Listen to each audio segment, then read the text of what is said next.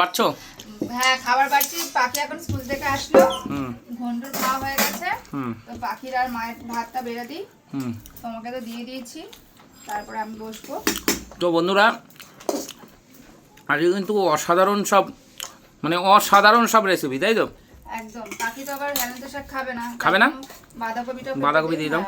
এই যে হেলেঞ্চা শাক মাছের ছোট ছোট প্যাকাল মাছ দিয়ে, এই যে ছোট ছোট প্যাকাল মাছ দিয়ে হেলেঞ্চা শাকটা এত টেস্টি হয়েছে। আর হেলেঞ্চা শাকটা হচ্ছে তিতে কম, এই শাকটা ভালো শাক। আর এখানে আছে হচ্ছে মাছের মাথা দিয়ে, রুই মাছের মাথা দিয়ে বাঁধাকপি, এই যে মাছের মাথা, ঠিক আছে।